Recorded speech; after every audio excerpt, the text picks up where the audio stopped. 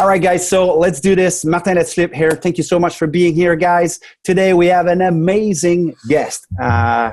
Pressure, Gio. But if you don't know Gio, you'll get to know him during the next hour. But in a nutshell, guys, world-class entrepreneur, loving father of two or three? Three, there we go. Loving husband. And he's changing the landscape of entrepreneurship, personal growth in Canada here. And most importantly, he's a dreamer. So Giovanni Marsico, how are you, my friend? I am excellent. Thank you. I'm so happy to be with all of you.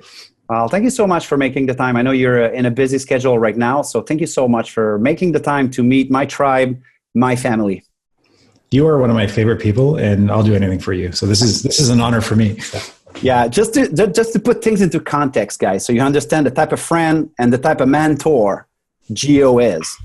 I made it public to you guys that, I'd like to grow myself in doing more English speaking, creating some content online in the English language, and being the mentor that Gio is, he said like, hey, why don't we do an interview in English, you and I? But I was like, no. He said yes. So that's how we end up here. So make sure you surround yourself with people who will always challenge yourself and get you, challenge you to get out of your comfort zone. Gio, we have a lot of dreamers as well online. I know it's dreaming and being a dreamer is at the centerpiece of everything you do. You are hosting now what is known to be like one of the biggest event, business growth and personal growth in Canada. 3,000 plus entrepreneur every year go to Archangel Summit. But there's always a story behind the story. And I would hate for my people to think, yeah, but Gio, for you, it's easy. Right. Because they just look at the surface. They just look at the tip of the iceberg, right?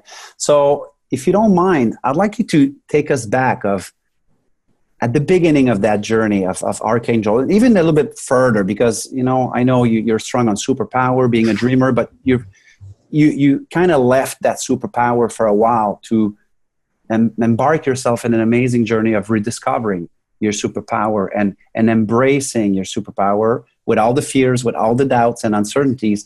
And I think it will resonate a lot with my audience to understand where Gio was a couple years ago. Yeah, for sure. And thank you for having me. And I'll go way back to childhood just for a minute, because I think one of the things I've discovered recently is that for anyone trying to discover what their superpowers are, it usually stems from childhood. It's the thing often that as a child makes you stand out. And for a lot of us, that's the thing we're bullied for. That's the thing we're told to stop doing. And you use the word dreamer. I want to reclaim that word, because when people say it, they often mean it in a negative context. Yeah, it has a bad press like nowadays, like stop dreaming. Right. And that's what my parents, my teachers, they always said, stop dreaming. I want to reclaim it to mean a good thing, because no big revolution or innovation or change in the world happened without someone dreaming about it first. The key is how to execute on the dreams. But as a child, I was always bullied for being too smart, which is really weird. I remember in fifth grade, the school did IQ testing, and I was labeled as gifted. And I went to gifted school, and then I started getting bullied for doing too good on my tests. And I ran home crying to my parents thinking, why is this happening? It's such a weird, strange thing. And I hated the word gifted. I used to hate, because it was like a negative trigger for me. It was attached to the pain of what I was going through. But then in high school, I discovered comic books and superheroes, and I fell in love with, Spider-Man and Iron Man. But my very first X-Men that I opened, on the very first page, it said Xavier School for Gifted Youngsters. And there was a word again, but now it means superpower. And I had this crazy paradigm shift where now I love the word. And I realized that's the thing. We all have a gift. We all have superpowers in some way or another. And often we're told to stop doing those things. For me, dreaming is a superpower. And when I go deep in that, in being a visionary and envisioning a bigger future, big things have happened. So I've learned to discover that we all have this. And if we can harness what it is, change it from a curse, because a lot of us think the thing is a curse. Like, I hate this part about me. because I'm picked on for it, or it makes me stand out too much. Like I know a lot of women who are told, don't speak out, don't speak your truth, fall in line or whatever it is. And there's, we all have a thing. And I bet if I asked everyone on this call, when you were younger, was there ever something that you were told to stop doing a lot and you just kept doing it, right? We all have something. So I'm here to share that. First, that's why I wear this shirt. It's like, I believe in everyone. I believe that you have a superpower, and I believe that you can build a thriving career or business by sharing that superpower with people you love. And, what you said, just to blow people's hearts open, I think we all have that capability. Mm-hmm. And we can create a business where caring and loving is a superpower and a differentiator, because the extra mile is never crowded. You can stand out by standing up for what you believe in and caring for the people that you love. Yeah. So, but you're sharing that with us today, reflecting back. Yes. And although you were vibrating a lot with, superpowers and heroes, and you didn't choose the path of your, of staying in alignment with your zone of genius. Right. Tell us a little bit about that, because again, a lot of people are probably in that place right now. For sure. And I think it's super refreshing for people to understand that it's okay to maybe revisit that little darker side of you, because it's only temporary.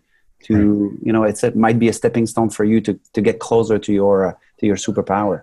Right. So, throughout high school, I actually started my first business at 16, producing events for teenagers, and I loved it. And I fell in love with experience design and bringing people together. That's my thing. But the whole time my parents were like, stop dreaming, get your head out of the clouds, get a safe job, do well. My high school guidance counselors were saying, go to engineering school, which I did, because, you're good at math, you're good at science, you're good at art, you should get an engineering degree. Yeah. I've never wanted to be an engineer. And that's for me in engineering school when my depression started, because I just was not aligned with, it wasn't me, but I didn't know. And most of us don't know that that's what's happening. So you think you have a disease, like, I'm depressed, I'm anxious, why is this happening to me? But it's just your body's way of telling you that this is not in alignment with your truth. Shift direction. And even, the messaging was always get a job. It's all about the money. You have to make money. You have to pay the bills. So marketing is also a gift for me. So I use that, but I use it in the wrong place. And I got myself into the real estate space in Toronto. And the problem, and I know it sounds weird to say, but the problem is that I did really well. So I was one of the top people in the space. I was making really good money and thinking that's what everyone told me to do. And now, why am I so unhappy? Why am I depressed? Why am I so overweight? And through a lot of hard work, I discovered everything that we're talking about now, which is that was never me. The one good thing that came out of that is that it afforded me the chance to start going to mastermind events and conferences and investing in personal growth. I still invest over $100,000 a year in myself, and groups like Mastermind Talks and Genius Network. And then by doing all that, I realized, this is all amazing, but the one thing missing is people like me, people who are mission driven, heart driven, who want to make a lot of money, but so that you can use that money as a tool for change and to create a huge impact in this world. So I created Archangel out of all of that, because I needed the group that I wanted to be a part of it, and it didn't exist. And then the crazy thing that happened is now I had Archangel and real estate. The contrast was so crazy that I had to quit real estate. I couldn't take it anymore. It was like being in prison and or being in a very bad marriage and then meeting your soulmate, right? It's like, oh my God, now I know the difference. So in 2016, I made the decision to quit real estate altogether and went all in with the Archangel project. That's when we started planning the first summit, and everything has skyrocketed since. We had 1,500 people the first year, and now we're at 3,000. Next year, our capacity is 3, but the year after that, we plan to do 6, and the year after that is 10,000 people. So that's the trajectory that we're going on. Yeah. So if you guys are not familiar with that event, you've been rubbing shoulders with, Robin Sharma, Simon Sinek, Lewis Howes, Joe Polish, JJ Virgin, Gary Vaynerchuk, and you name it, phenomenal people. But how, you said, I felt as if I was in jail. You said that. Right. How do you escape jail? Because there's a gap between I'm quitting real estate and I'm putting on like the best show in Canada in business growth and personal growth. At that point, do people still say like, Gio, be careful, you're dreaming? I mean, that's crazy. How, like, just explain a little bit of that dynamic of that transition of I'm going all in that dream. I mean, that's a pretty still risky move, especially in event organization. It's you never know if people will show up. There's still uncertainties that will show up in that path. So I think at first it's gaining the clarity of who you are, what your values are, what you believe in, what you want the future to look like. I don't often recommend quitting all at once and then starting something new. Yeah. I think we all have the capability and the time and the energy to do two things at once, if you really want it. So you can, if you're stuck in a business or a job or a thing you don't like, I wouldn't quit right away. I would start something else and experiment and see what really resonates. And then when you find the thing, you scale it up to the point where then it allows you, or you almost force yourself to quit the first thing, not out of emotion, but out of necessity, because the new thing is growing so fast. And that's what I would typically recommend to someone, unless it's so painful that it just makes sense to leave. So you've mentioned like you need to be in alignment. You need to have some clarity with who you are. You said that you launched Archangel in 2016, the first summit.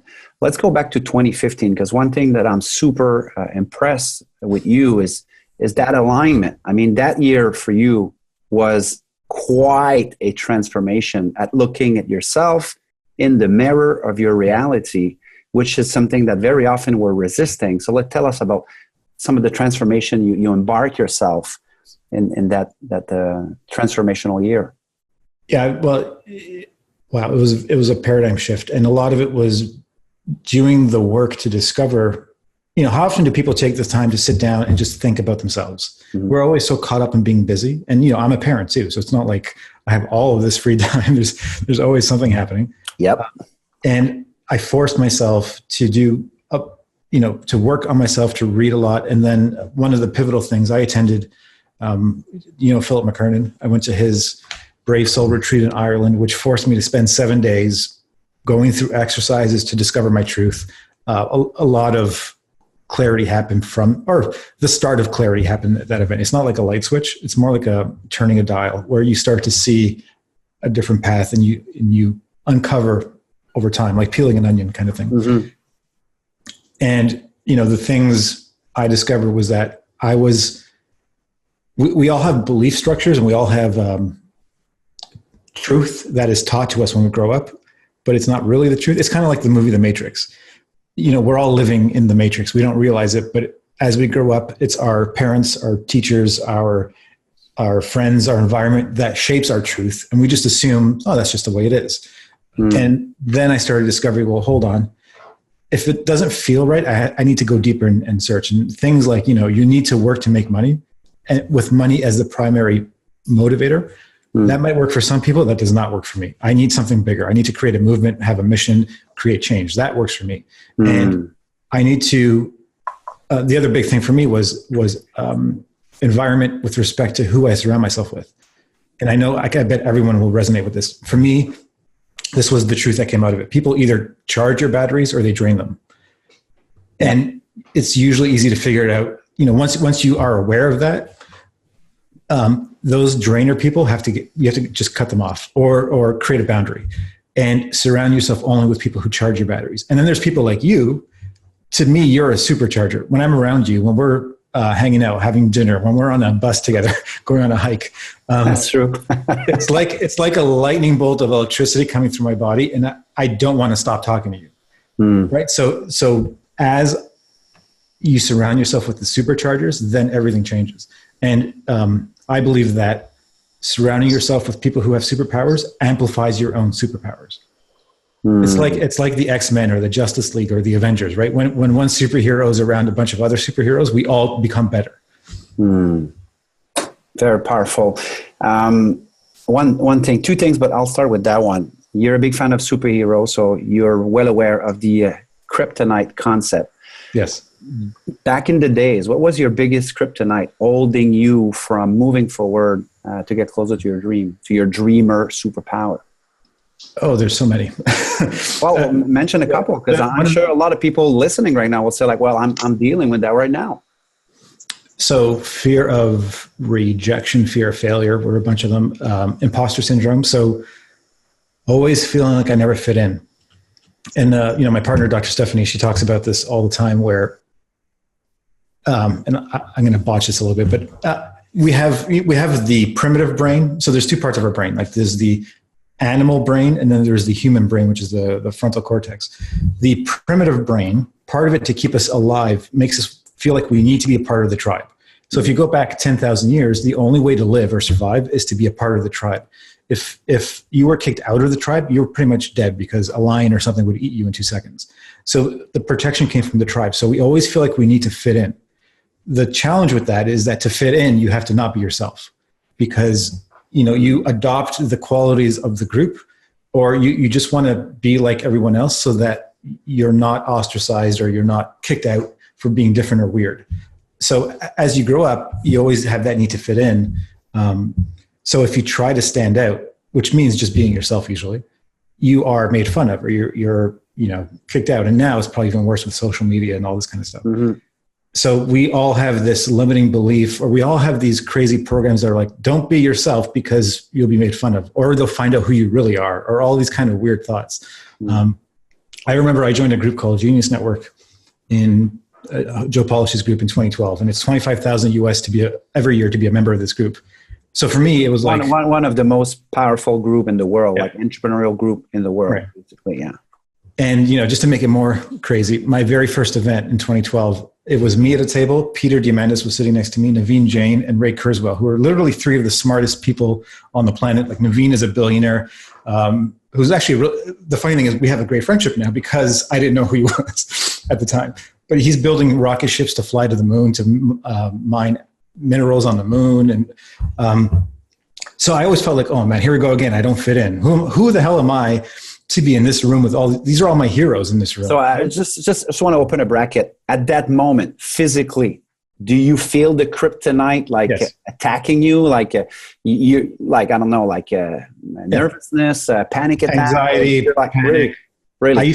I used to have to bring 3 shirts. So I would go down. This actually happened. I would go down at 8 a.m., have my coffee. I was sweating so much I'd have to go back to my hotel room, change my shirt, and go back down. And then I started wearing, those athletic shirts that get rid of the sweat. So, yes. So I was wearing that under my dress shirt back when I used to actually wear dress shirts, because I was in real estate thinking, see, that's another stupid thing. Like I hate dress shirts. I hate ties. But I would wear them because I had to fit in. Yeah. I love that type of details. Thanks for sharing that. Yeah, I don't think I've ever told anyone that. No, but the stuff we do because we think I need to fit in. I'm not good enough. Right. Who am I? And then you go nobody knows that you're switching t-shirts 3 times a day because of your own shit, your own uncertainties. This is nuts. But here's a crazy thing that happened. So for the first 3 years, so that means I've invested $75,000 US. I didn't say a word. I never participated. I was just like, I'm just lucky to be here. They don't know who I am. Yeah. I don't want them to find out I'm an idiot, right? So I'm just going to sit here and learn, take notes.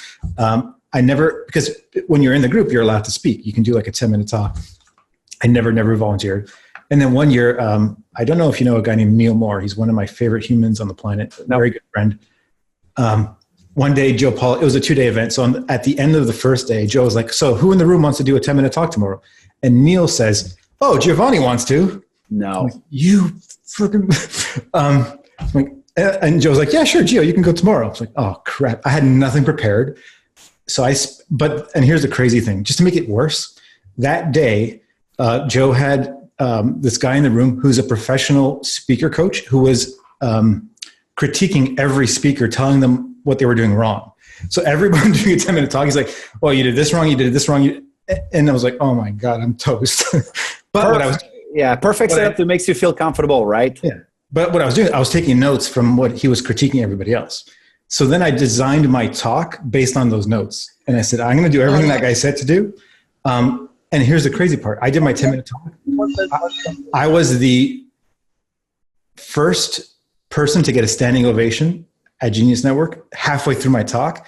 And when I finished the speaker coach, he said, I don't know how to say this. I have nothing for you. I have nothing to critique. That was perfect. And I was like, I'm not even a speaker. But that moment was like, holy shit. It was one of those like, oh, wait, now maybe I do belong here. And that was the same year, I think 2015 that happened. So that everything sort of pivoted from there. And I started to feel like, oh, maybe there is something here. And it just kept growing and growing. My confidence and my esteem kept growing because I was putting so much energy and work into creating something that people valued. So if we have some of the people listening at us live or watching the replay, and they are in a kryptonite zone right now, what are some of the advice that you might have? Like, I know you in a very humble way, but I mean, if you're in a place like that, like maybe you should think about what have you learned from that? Yeah. Some great advice that I received was to think like an athlete, like a professional athlete. And I'll explain what that means. We all, anyone on this call, chances are you like to learn. So you like to read books, listen to podcasts, listen to conversations like this. I want you to switch from being a student to being an athlete, because as a student you learn, but as an athlete you train and practice. And if you think of any like Olympian or hockey player or whatever it is, they spend a minute on the ice, but for every minute they spend performing, they spend hours practicing and training. So think of your life in the same way, right? You are spending, there's times when you have to perform, when you are on stage, on the ice, or whatever it is for you. It could be in front of a client. It could be as a coach, whatever you're doing. That's your performance time. That's when you're on the ice. And then think about what do I have to do to train for that? So all of the learning you do, shift it from learning to training. And that's what I do now, right? So, and it helps with confidence too, because you build confidence by training on the thing you do. Yeah, and it's probably linked with being comfortable doing what's not comfortable. Right. Because when you start training, chances are it will probably be painful, especially if you stretch.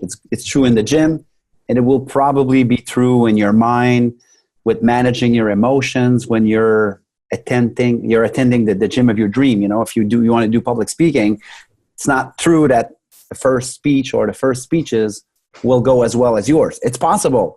But for some people, it might come with anxiety, stress, it's painful. But what you're saying is it's only by visiting that uncomfortable kind of zone that we grow ourselves. Yeah, the pain isn't real. So the pain is what you think is going to happen, not what actually happens. That's powerful. The bad part of all this is that your brain is so powerful, your mind is so powerful that if you think you're going to fail, you have a higher chance of failing, whether or not it's true or not. But if you think you're going to succeed, you have a higher chance of succeeding. And the way to trick yourself to think you're going to succeed is by training.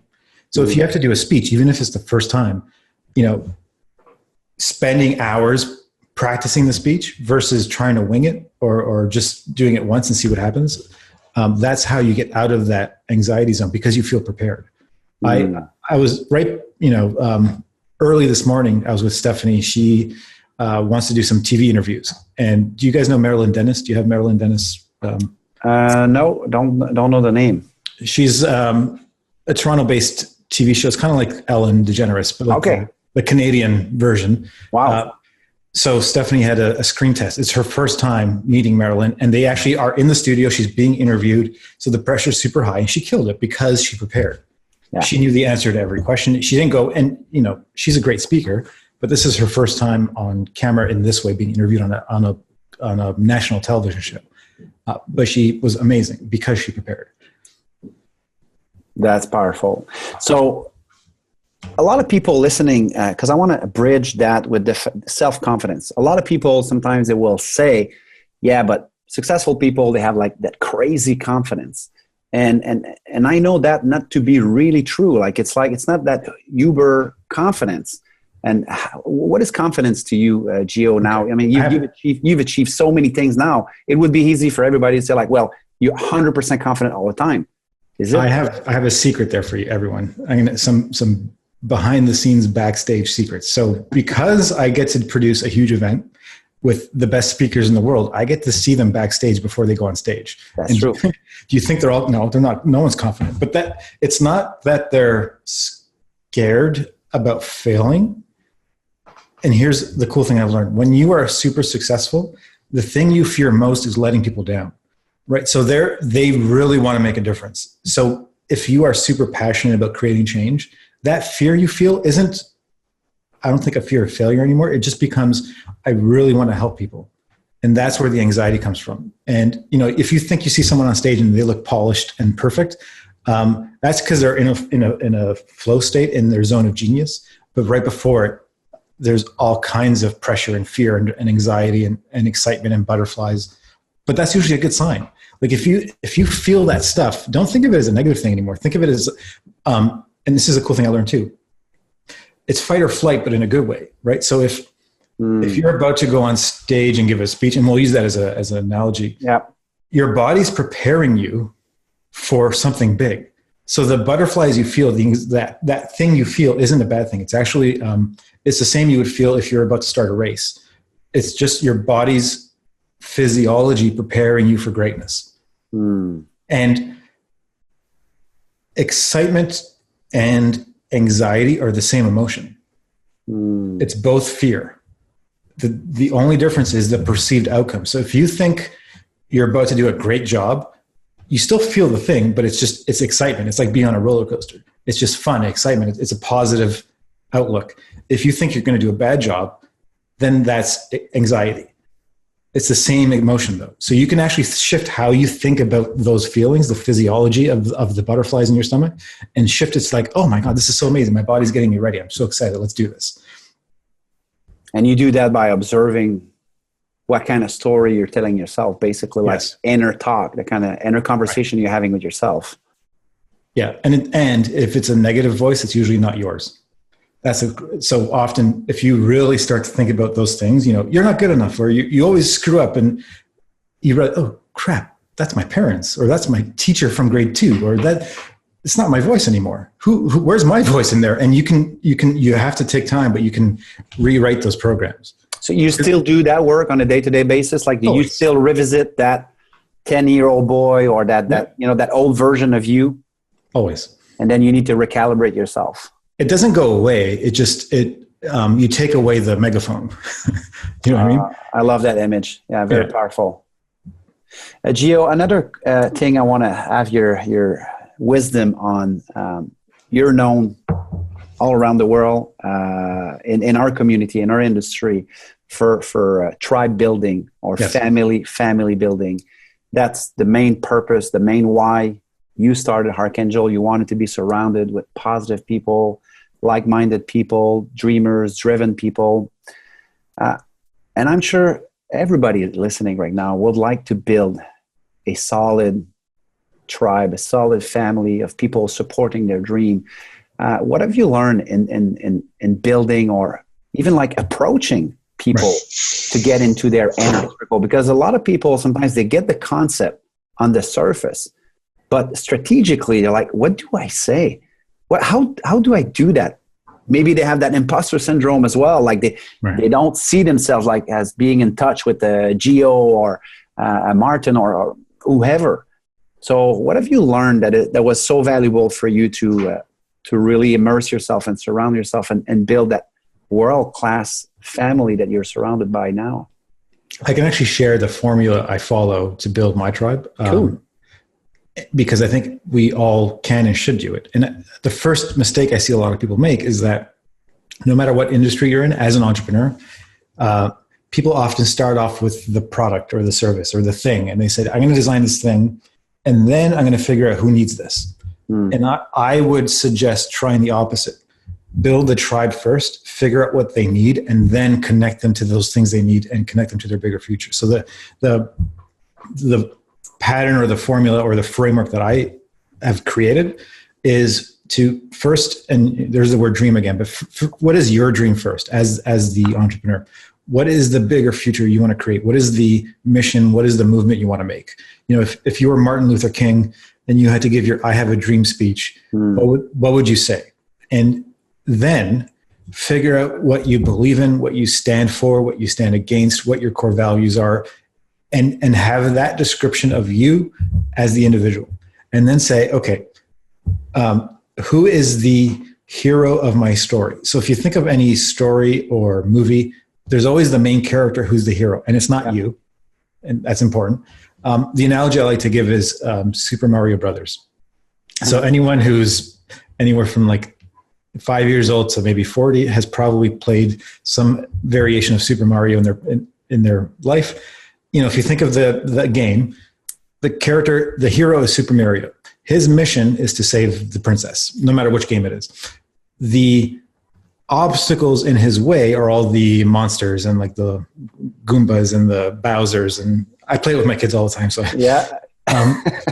that is the obstacle, and then the tool that Super Mario uses to beat the obstacle is the mushroom. So he eats the mushrooms, he gets superpowers. You are the mushroom. You know, your client is the hero, Super Mario. You're the mushroom. You're the tool that helps your client defeat their obstacles so they can achieve their mission.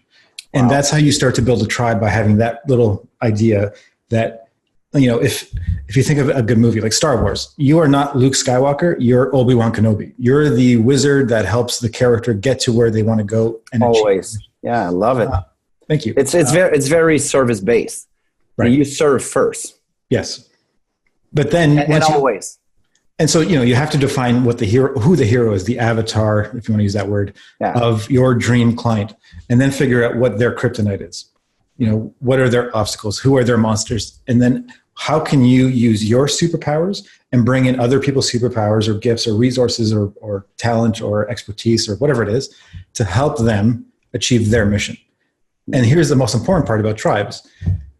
People want to be around other people like them. So the magic is in connecting your Super Marios together. So as you start to build your clients, who are dream clients, there is huge power in bringing them together to form community. The secret of my events is that I started with the tribe first, and I'm very clear on who they are. It's people who are often leaders, entrepreneurs, who have giant hearts. They want to create a lot of change and impact in the world, and they struggle because they don't know how to scale and grow. They have their kryptonites, their limiting beliefs. They need frameworks. They need to know how to grow what they're doing. But most importantly, and this is the thing they don't get, they want to be around other people like them. We all feel like aliens, right? Because people don't get us. You know, you try to have a conversation with your cousin or your friend who works at Bell, wherever, and they're trying to explain entrepreneur. You're like, how come you don't understand me? So people need to be around people who understand them. And people come to my events thinking they're there for education, which they are, but they stay or they come back for community. And that's the magic of tribe building. So once you know who you want to serve, how you can help them, what your superpowers are that you can share with them, then you start to create community around bringing them together. And I like that it's not just good for business, but it's a way of living, right? Right. Because even if you're not an entrepreneur, being surrounded by world-class people who are supporting your projects, your dreams, this is amazingly valuable. Absolutely. I like that. And how do you manage let's say, the imposter syndrome on your way to reach out to, let's say, potential amazing people that you want to help? Does only knowing what their kryptonite is and providing mushrooms for them is the hack? Or also you get to manage a little bit some of your, like they're just like us, they're just like me, and I'll make my attempt, 1, 2, 3, multiple attempts, doesn't really matter, I'm just here to serve. What's the mindset? Yeah, I don't feel imposter syndrome anymore, and I feel like I can reach out to anyone. And nice. I have a framework for that because it's so important. Because I get 5 emails a day of people saying, I want to speak at your event. It's like, sure. But the approach is wrong. So I'm going to share how to reach out to anyone for anything, no matter what it is. Take some notes, guys. Take some notes. And it actually involves Super Mario again. But we all have our own personal path, our mission, the place we're trying to get to. We all have our own agenda. We all have our own problems. No matter who you are, no matter if you're me or you or anyone on this call or all the people, Gary Vaynerchuk or whoever it is. Yeah. We all have a thing that we want. The way to reach out to someone for anything is to figure out what their mission is first, what their obstacles are, And if you can help them get through their obstacles faster to get towards where they're going without them helping you, can you help them? But that means you have to know what their thing is, where they're going, what their problems are. You have to do research and you have to know that. Then and only then, if you can help them in some way, then you can find a way if there's a mutual win-win for them to help you get closer to where you're going. Yeah. But you can't ask first. You have to know their thing first. And it's by doing that you can technically ask for anything because you're giving first. And I believe that you have to think like a producer instead of a consumer. So create more than you consume or give more than you receive. It's okay to receive. Like, we should all make a ton of money. We should all get a lot of great things, but you have to be creating more than you're taking in. And if you have that philosophy, I think you can get whatever you want. Like I can now reach out to anyone. Now it's just a matter of, is it feasible for their schedule? Is their speaker fee make sense? Like one of my dreams is to have Hugh Jackman speak at Archangel Summit. I have this painting, I don't know if you can see it, of Greatest Showman. Now his speaker fee, I think, is $1 million. So I know how to get to him. I'm 1 degree of separation from him multiple ways, but it doesn't make sense at this point to send a message because it's not in the budget. Like we need to get to the point where we have 10,000 people to make that make sense. But that's where we're heading. And I have zero anxiety around asking him because it's a win-win. As long as I know what he wants and what causes that he cares about and how I can help him get closer to his dream. Same framework. Yeah, it doesn't matter who it is, but you can't you can't reach out to me and say, I want to speak at your event without knowing why that would be beneficial, not only to me, but to the community.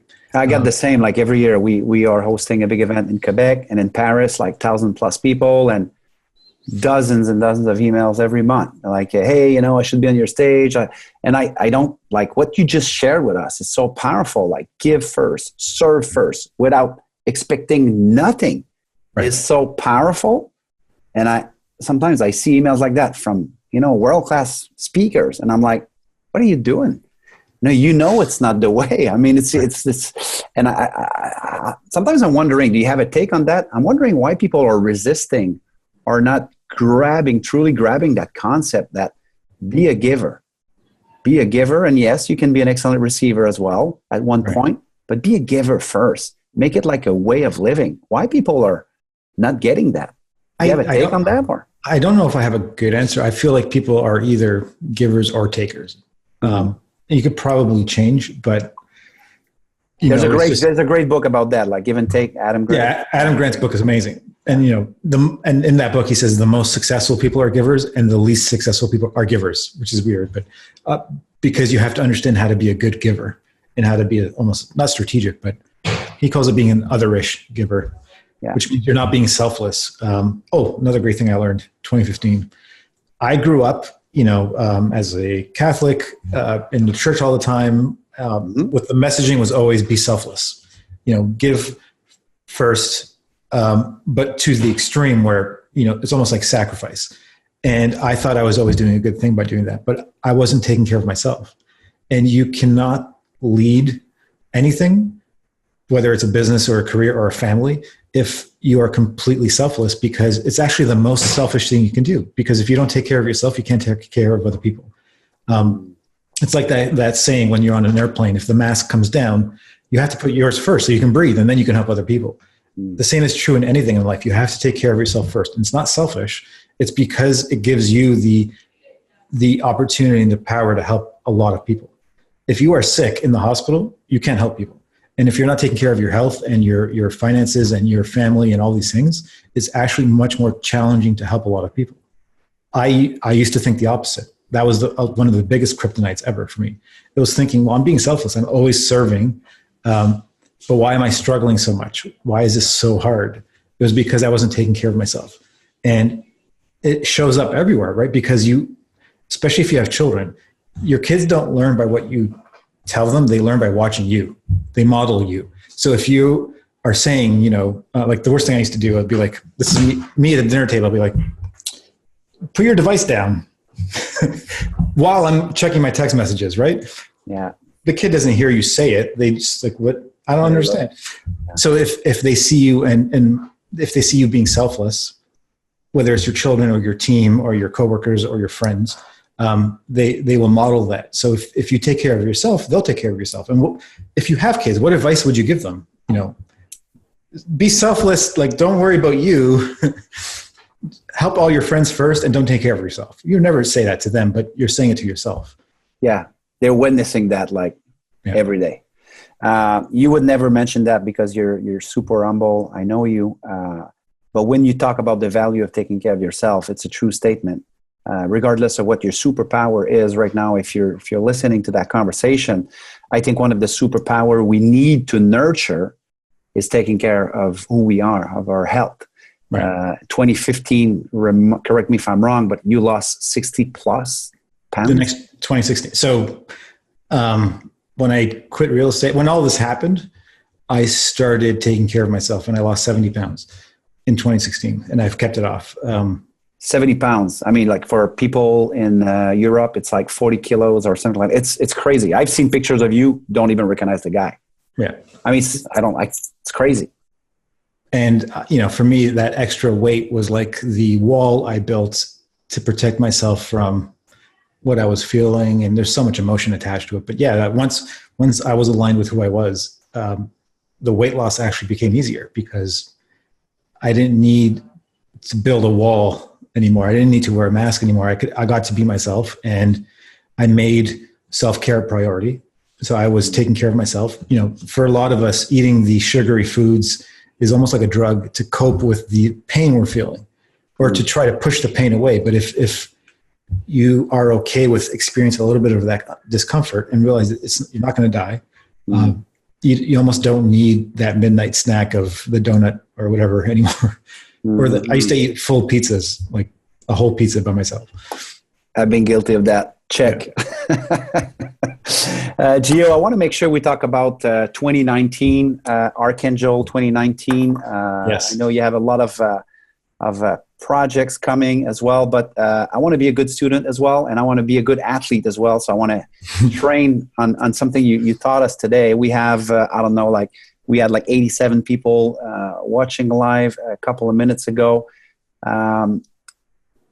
You've achieved a lot. You've been rubbing shoulders with world-class leaders, entrepreneurs, your event of just amazing. What's your kryptonite today? If people are listening right now and they want to support, they want to serve you, they want to help you because you've mentioned, I caught this, 10,000 people in the room. It's a lot of people.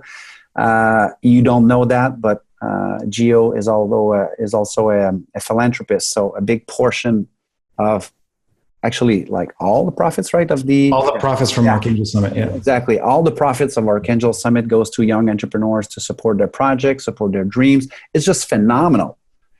So how can my family maybe share the love, help you with some of the kryptonite you're experimenting today? My one ask is to come to Archangel Summit 2019 to be a part of the experience if you haven't already. I know a lot of your tribe has come in the past, which is amazing. Thank you. Yeah, we were 50 plus last year. We rented a whole bus to go. To go to the event. It was amazing. Be a part of the experience. Go through the transformation of what you're going to learn, and then help me spread the word about this mission. That's it. And in 2020 we won 6,000 people. I'm going to need everyone's help in just sharing the message of what we're doing because this isn't a conference. This isn't an event anymore. This is a huge movement and a mission to create huge change. And I'm putting all of my love and effort and caring into creating a transformational experience. Like this next one will be the best event we've ever done by far. Like if you were at the one that just happened, this next one's going to be 10 times better. Wow. I know it's hard to say, but just believe me that this is already in the works. And it's going to change a lot of lives, and it's going to help a lot of people crush their kryptonite so that you can be the best entrepreneur, you can be the best leader, the best version of yourself. And then we really have to do the work to spread the word, because I want all of us to create exponential impact. Like people talk about changing the world, but we're doing it, and we're doing it together. I can't do this alone. I need all of your help. And I will support all of your missions. That's why I exist. I'm going back to right at the beginning when you were at Lacoste, talking about buying or the experience. This is the thing that I believe. I don't sell tickets to an event.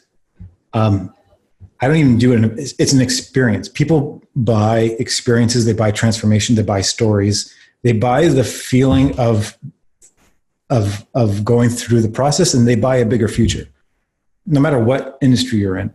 And I put so much love and attention to caring about the individuals who come to the event, so you don't feel like you're alone ever. You don't feel like it's just a bunch of speakers and an audience. You're a part of the story. And we create it like you almost feel like you're in a movie. You know what I mean? Like you're the own hero of this giant story. And it's really going to show up for 2019. And knowing that all the profits goes to, nurturing and feeding and supporting the dreams of hundreds, because you also have a big goal in donation. Can you mention that goal? I know I've heard you say that from the stage, but so it's a big hairy goal. Yeah, our first original goal was to give away $100,000 in a year, which we've done. Now the next goal is $1 million. So to raise $1 million by everything we're doing to support entrepreneurs and charities, because we do both. And then after that, the next goal will be $1 billion, but we'll get there later. We'll figure that out. For now, it's just how do I help all of you destroy your kryptonite and save the princess? To be the Super Mario of your world. I love that. Someone's asking about where it'll take place. So we haven't announced the venue yet. We will in a couple of weeks, but it's in Toronto, Saturday, October 19th of next year. And tickets, we have early bird offers that will launch soon, but I've created an exclusive offer only for Martin's tribe. And you have the link for that. So it's actually better than early bird tickets. It'll be 50% off any ticket. And I'm assuming you'll share that link. I'll share the link right now. I think I have it right here. There we go. Yeah. There we go. Yeah. Make sure it has the discount code with Martin's last name. Yeah, exactly. If you see, and can they get like any type of tickets at 50%? Any ticket. There's three levels. There's a general admission, angel section, and then VIP. You can get any of them for 50% off. And this is good until I believe Monday at midnight. Oh well, thank you so much. Thank you so much. And I've done 2 events with a VIP mode. It's just world class. Yeah, and you get to meet speakers backstage. You cater lunch and dinner, all kinds of fun experiences. And we've announced Elizabeth Gilbert as tell us a little bit about 2019, because you got a couple names. Well, there's only 2 that I can publicly say, which is you. Yes, which I'm so excited about. I don't know if you've actually announced that, so we can make that announcement that you will be speaking. I'm still in shock. Super grateful. And it's going to be someone, you're incredible. You're amazing. I can't wait for you to blow people's minds. And then Elizabeth Gilbert, who is the author of Eat, Pray, Love and Big Magic. She's sold over 10 million books, which to me is insane. And she is an incredible speaker. We've announced her. We have another 10 announcements that are going to roll out over the next few weeks. And every single one is going to be like, oh my goodness. So I'm excited for all of that. And it's just going to change lives. Yeah, just do you guys mind, like, if you're not familiar with Archangel or Geo's mission, I just want to take, with your permission, guys, okay, I just want to take 2 minutes. I just want to show you just a quick little video to see how it's Cirque du Soleil is meeting like Harvard Business Review magazine, and it's just like mind-blowing. It's just 2 minutes, just a little clip. And it will give you an idea of the caliber of speakers that he's hosting every year, but also the energy, and also all the creativity that Geo is putting into organizing that amazing movement, Archangel Summit. So I'll just show you right here. I'll share my screen with you guys, first of all, right? I'll do things right. Perfect. And we'll go right here, Archangel Summit. Just a short little clip, 2 minutes, but you'll see it's pretty amazing. Why are you here? You are here in this room today because you are different. You've always been different. At times, you felt like an alien, like you don't fit in. Am I right? Look around you. It's no coincidence that you are all here together today. A room full of aliens who all share the same secrets. You have a gift, something that makes you stand out. Quite often, your gift can feel like a curse. Maybe you've been bullied, made fun of, made to feel like you don't fit in. And that's okay, because everything changes today. Look around again. This is your tribe. This is your family.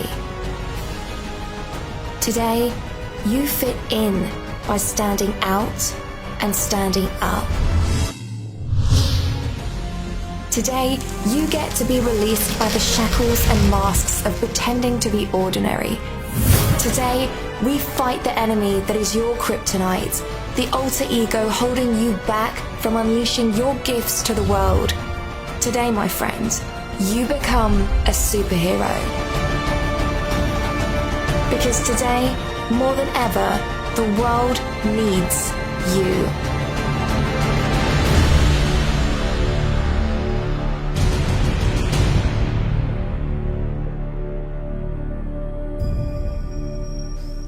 So, and also I like how you've incorporated all the superhero aspect of, everything you do. It's like it's in total alignment with who you are, the superhero. We still see that, right, in everything you do. Thank you. And I believe, and for anyone who does events, in case there's people on the call who, produce events or want to produce events, it can't just be education.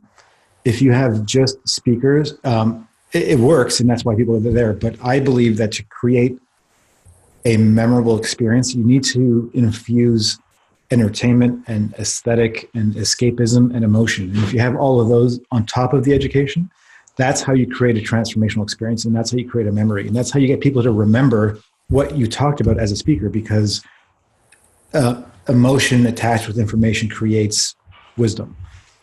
So that's why we have like circus performers and opera singers and crazy visuals like this video interlaced throughout the event, so that you're always engaged and captivated and feel like there's a story and a show, and it's not just speakers on a stage. Mm. And I know it's teasing, guys, but I know some of the names that are coming for 2019, because I'm in the secrets of the gods.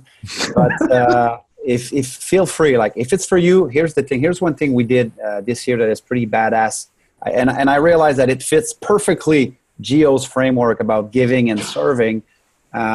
We rented a bus this year, and I paid for the transportation. And I said to my tribe, "Hey guys, if you want to join, put your ass on that bus. We're going to Toronto, and we're attending Gio's event." And I think we already have like close to 80 people who decided to sign up again for next year. So it meant that I had to rent 2 buses, because they said like, "Hey, how are you paying for the transportation next year again?" I'm like, "God damn it, I'll do it." Let's do it. So I think we have like 30 or 40 places still, empty spot for you available. Like if you think that it's an event for you, I'll be more than happy to do that amazing road trip with you, chit-chatting, having a great conversation for 6-7 hours. And just to be in a room like this, trust me, it will totally transform your mind, your heart, your future, the way you dream.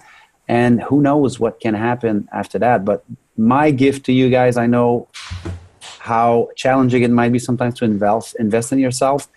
And I remember that place because I've been in that place so many times when buying a book was a big investment for me. So if it's for you, Gio is making an amazing offer, 50% off the ticket, whether it's VIP, whether it's general admission, whatever that is. But I have a place for you on my bus, the Flowers bus.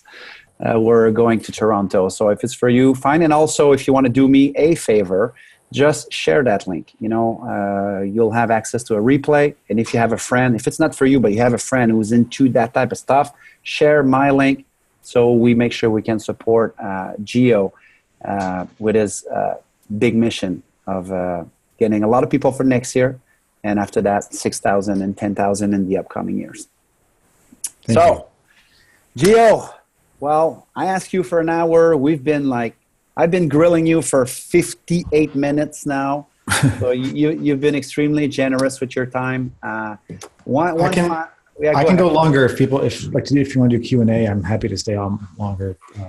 Okay, let's do that. If anybody would have like a question, instead of doing it like with the audio and hearing all the back noise, if you have a question, just like drop that question in the chat, if you don't mind, and I'll redirect the question to Gio. So if you have a question, anything about what Gio mentioned that you want to go a little bit deeper, I'll give you the time just to ask your question. So write that down. It might be something that we didn't cover and you're curious about that and you want to ask that question to Gio. Anything. I mean, you're pretty open-minded, Gio, in a way. So I have one for you. So it will give the people time to write the question. You've been rubbing shoulders with amazing people. You've been part of masterminds group for years, like almost a decade now. Yeah. What are, let's say, three things that you see the most in successful people, type of superpowers that are like, might be awkward, but it's kind of a pattern you see in most of the successful people. Anything that strikes you where like, yeah? So I think the first thing is, and you hear me talk about superheroes and superpowers a lot, but that's the language I like to use because I think it's easy to understand.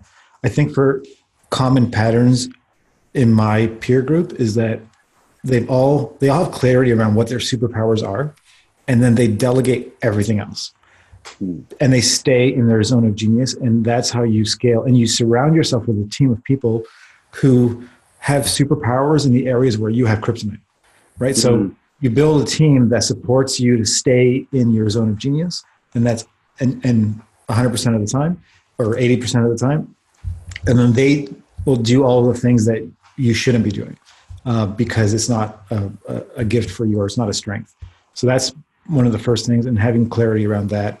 I think being lifelong students and having a growth mindset and an abundance mindset where it's like, the most dangerous thing is the person who thinks he or she knows everything. Yeah. That's the worst. Never be that person. At my very first Genius Network event, cool story.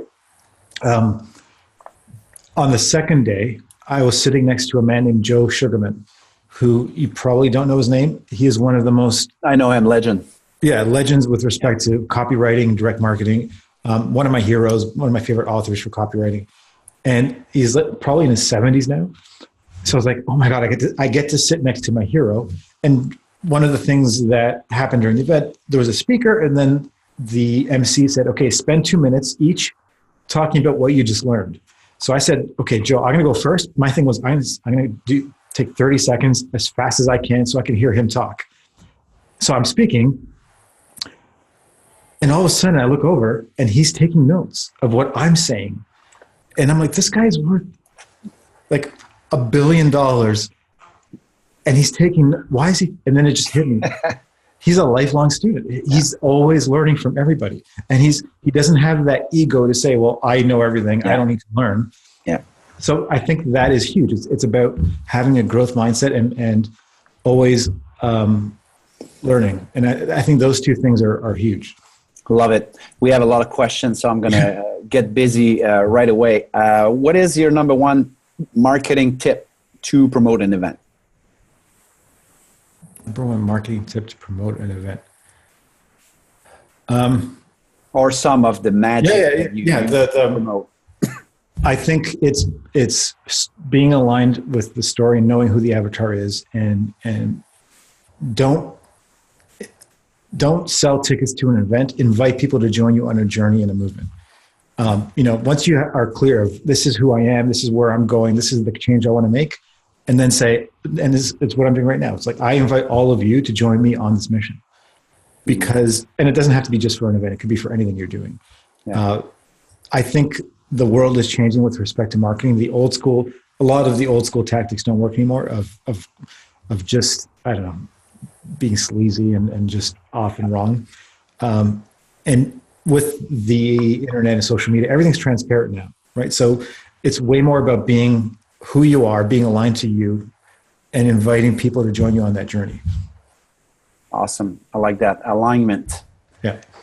Kathy, that question was from Anik. So, Gene, I already know the answer, and you kind of covered that with Joe Sugarman, but do you believe that there's an age limit to be a superhero? Give example, please. No, there's no age limit, and there's no age limit to starting a business. There's no age limit to anything. I think, and it's almost the same answer, but as long as you are a lifelong student and remain in that growth mindset and you're always growing, to me, you're either growing or dying. And that's why I don't like the word retirement. I think once you stop creating value, that's when the death process starts. It might take 30 years, but you almost as long as you are constantly learning and growing, your body will keep adapting to keeping you feeling younger than you are. Yeah. And I like that. And by the way, Gene, if you want examples, just go on Google. Successful people who started a business after 50, after 60. And nowadays, just so we're clear, 60 years old is the new 40. Right. I mean, we can live like all the way up to 100 years now. I mean, you need to have that kind of mindset that it's never too late to move forward, to start a project, and to, make your difference. So great question, great answer. We have Kathy here. What is the thing you would like to tell to yourself, you'd like to tell yourself just before you did your first event? Ooh, awesome question. The thing, and it's the advice I would give anyone who's either doing an event or anything that's recurring, don't be in the selling business, be in the reorder business. And when it comes to events, don't plan your first event, plan your second event, especially if you're planning your first event, because it's so much more important to have momentum than it is to try to just do one thing once. Right? And to care about people in the long term versus short term. If it's just about a quick money grab, you're going to fail. But if you want to create lifelong relationships and have that mentality, as if, it's like a one night stand versus getting married. You don't want the one night stand in any kind of business. You want to have a lifelong relationship with someone. So think, and that's why I'm telling you, 3 years from now we'll be at 10,000 people, because I'm already starting to plan to constantly evolve and grow my experiences for people and keep creating value for people. I like that. It's very, very powerful. Arnaud, how did you first found the people who were able to support your mission? So I'm translating right now. So is there any process that you use? Yeah, for sure. It happened in 2013. So once I was clear on what I wanted to do, who I am, all of that, and what my dream is, and who I want to serve, what I started doing was reaching out to people who matched my dream client. And I donated my time without asking for anything in return. I said, I want to spend an hour with you, and I want to help you, tell me what your challenges are, and I'm going to give you advice, or I'll connect you to the right person. Whatever it takes, I want to help you. I don't want anything in return. But the reason I did that is because as you start speaking to a lot of people who are the people you want to serve, you start to see patterns in their answers, right? So if you keep asking people what their kryptonite, not that you should use this language, but for me, it was like what your kryptonite is. Yeah. And then you start to realize, out of these 30 people, 28 of them said the same thing. So now if I want to help them, I just have to solve that one thing, and I'm helping all the people I want to serve. Powerful. I donated my time to look for the patterns of the people I really loved and how I can help them. Powerful. I like that. We have a great question here. I think I know the answer, but did you have an enlightenment experience to do a summit with the team of Archangel? Where is it coming from, the Archangel? The word Archangel? Okay, so the word has followed me my whole life. My elementary school was St. Gabriel, the Archangel. My high school was St. Michael, the Archangel. So I always liked the word. And it's not for religious purpose. I love words. I actually love looking the etymology of like, where does this word come from? And Archangel comes from ancient Greek. So archos means leader, and angelos, the ancient Greek word for angel, means messenger. And our entire community, our tribe, is leaders and messengers, people who share their superpowers as a leader and people who have a story to share that serves people. So the word is a perfect fit for who we are. Love it. Love it. We have another question from Danielle. How did you grow your tribe? Let's say you go from a couple of people and then you scale that tribe. It's always been an organic experience. 2013, I started doing those meetings, coffees, dinners, lunches, and then I started bringing 8 people together for dinner and lunch. And listen carefully, guys. Just so you understand, sometimes you guys are like, well, I only have like 10 people in my room. Listen carefully to what he's saying. He said dinners with 8 people. Yeah. And because people want to be around people like them, and connecting people who are aligned in some way is hugely valuable. So it started one-on-one, then little groups. Then I did a mastermind full day thing for 15 people. And it was always free. It was me donating my time because it was so valuable to get that feedback and create those connections. Then in 2014, we did our first event. We had 120 people. And this was my offer because I was still giving. I said, the ticket is $500, but don't pay me. I want you to come to the event, and only if you think it was worth it, then pay me after. Because I needed to prove the concept. And that was and then it worked like crazy. And then the word kept spreading, and I just kept giving and giving and giving and growing.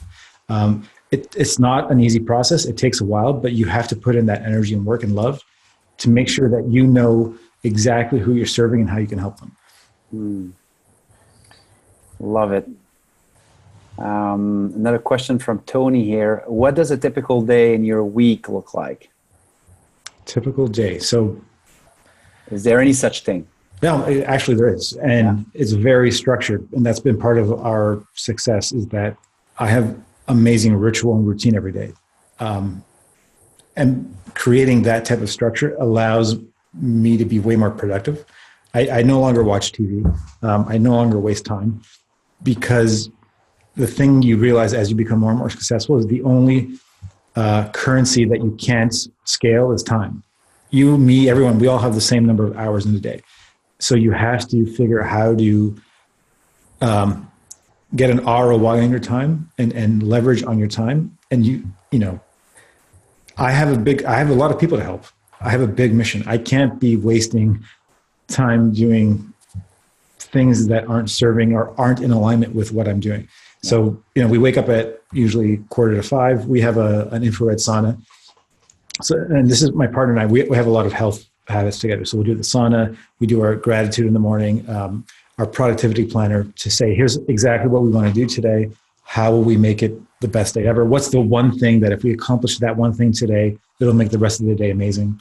And we have our work routine. So I usually do my brain activity in the morning, like writing, thinking, planning, strategy. Then I'll do all of my calls from, 12 to 2 kind of thing during the day. And we want to make sure we're home for the kids. And when we're home, we're home. We're not working. So computers are off, phones are off. We're present for the kids.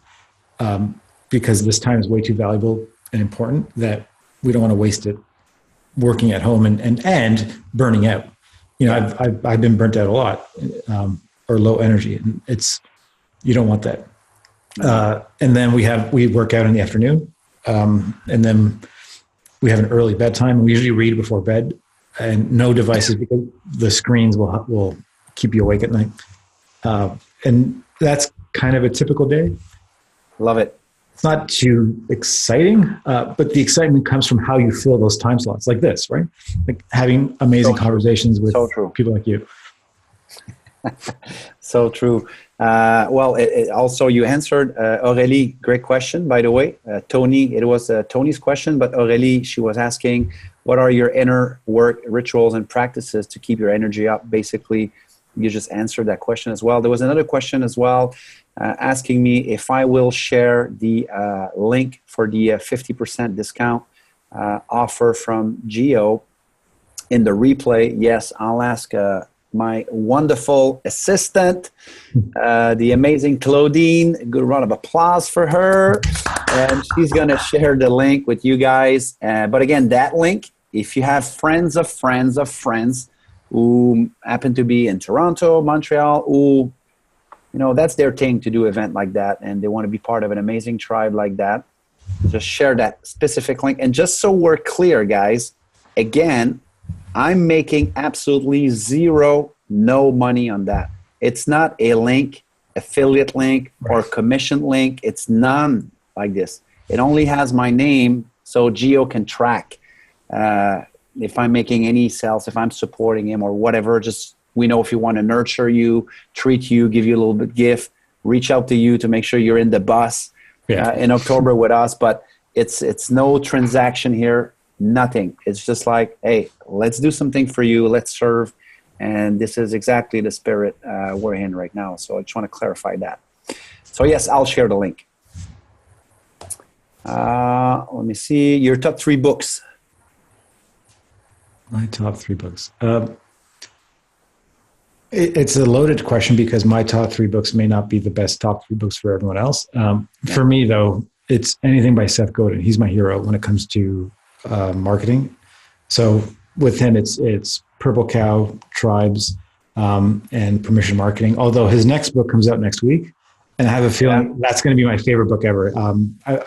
He spoke at our event in 2016, and I've been following him, and I actually know this is going to be a big one. So check out his book next week that comes out. Cool. Seth Godin. Who else? It's anything by Tim Ferriss. Usually I'm a huge fan of his work. Tribe of Mentors, 4-Hour Work Week, 4-Hour Body, 4-Hour Chef. It's so hard. I have a library in my house with 1,000 books. And that's been a part of my growth since the beginning. But like, you know, if you go, one of the very first personal growth books I ever read was Think and Grow Rich by Napoleon Hill, which I loved. And 7 Habits of Highly Effective People. So many books. Yeah. Well, Geo, I mean, I don't know what to say. I mean, you've been extremely generous with your time. Amazing question. I know we have some comments. I love this guy. Love him. So humble. Kathy, you've been transcribing Geo's answers. So generous of you, Kathy. Thank you so much. And I don't think we have other questions, but yeah. Any final words of wisdom? Do you like? You have any platform of choices that you prefer, like Instagram or Facebook? If people want to connect with you and stay in touch with you, what's the best way to consume some Giovanni Marsico? Well, let's say Instagram for now, because that's the one I want to focus on. It's at Giovanni Marsico 126. That's my handle.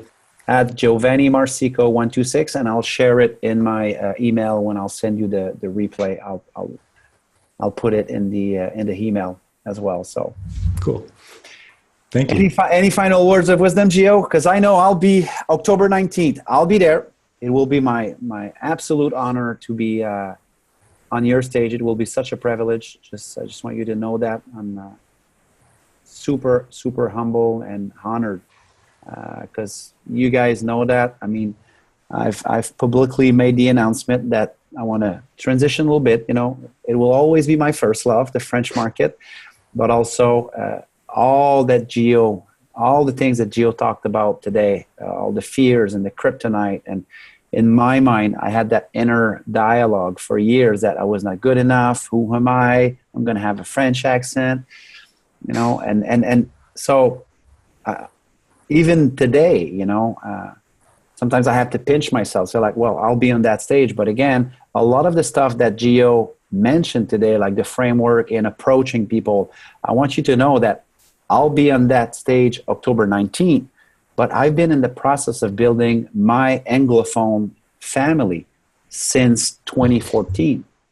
So it's you know, like you'll see the tip of the iceberg next October, but it's like 4 years in process, working, connecting, giving, without expecting nothing in return. And every once in a while, because life is so generous, you're going to have an opportunity like Gio. So like, hey, how about you hit my stage? And I'm like, okay, wow, let's do that.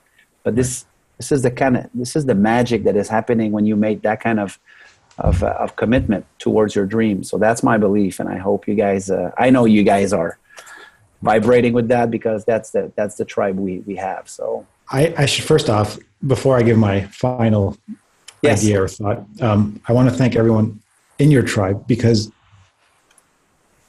I love co-creating experiences. I love feedback. And we ask, every year we say, who do you think should speak next year? And we had an overwhelming number of people say that you should speak. And I pay attention, and it helps that I know you, and I know how incredible you are as a human, and you have an amazing message to share. But I listen. So it's because of everyone on this call that this is all happening. So thank you for all of your input and advice. Out of all of the speakers who will be speaking, I would say 80% of who we have signed to speak came from people telling us we want these people to speak. So I pay attention and I listen. So thank all of you for all of your suggestions. And I can't wait to create the most epic experience ever. Like the biggest challenge is no one's going to know how to explain, because it's not a conference anymore. It's not an event. It's maybe a show, but it's life-changing in every possible way.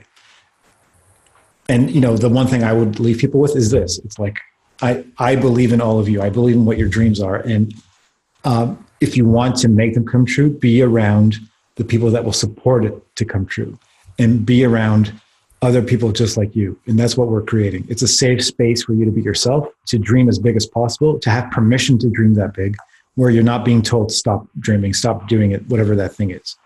And that's what I'm creating for everyone on this call. So I hope to see you all next October 19th. Big love, brother. Thank you so much. So guys, again, I just want to extend my gratitude as well to all of you guys for being present in my first live interview in English with Giovanni. And I know already that you got lots of value from that conversation. You were extremely generous, Giovanni. And again, that link, it's not a private link. It's for you to share the love. I think I'll have the interview translated for you guys as a gift.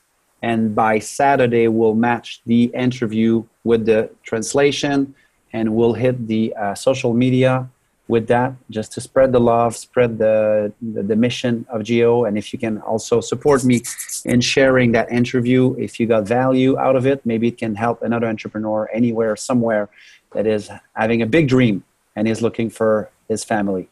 And I know he's going to find his family with Archangel and Gio. All right, Gio. Thanks a lot, man.